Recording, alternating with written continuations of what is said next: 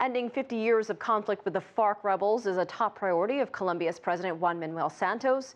Second is his commitment to education. For the first time in Colombia's history, the president has proposed to spend more on education than the military. CCTV's Michelle Begue has that story. Un país educado es menos propenso a la violencia. Colombian President Juan Manuel Santos' lofty goals include making his country the most educated in Latin America by 2025. That means improving the system at all levels and encouraging more young people to go to college. He's aiming at 60% enrollment in higher education by the time his second term ends in 2018. Still, education experts warn Colombia's problems go well beyond enrollment. More than 70% of the students studying math and more than 50% studying language are not reaching the minimum requirements of understanding, and that is very alarming.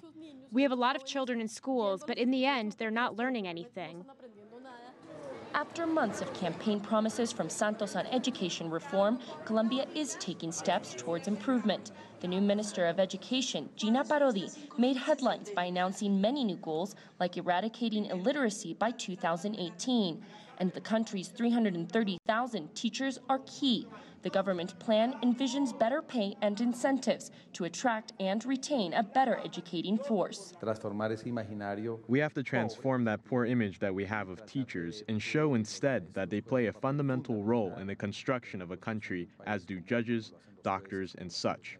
And that has to be done through a system with incentives, motivations, and scholarships.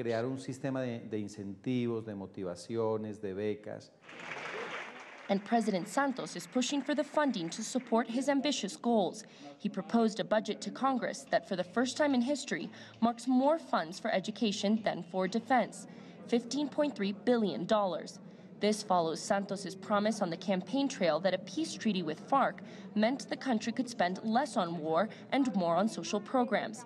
But there's no final peace deal yet, and some experts say it would be premature to draw down the military now. In the first months or years, there will be an increase in violence. That is an international tendency. That is why security is going to have to be maintained or may even go up. We do need to reduce the military, but that is a process that can take 10, 15, or even 20 years.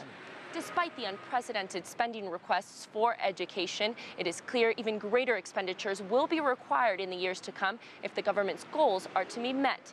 And more passionate appeals can be expected from a president looking to lift up a generation of Colombians. Michelle Begue, CCTV, Bogotá, Colombia.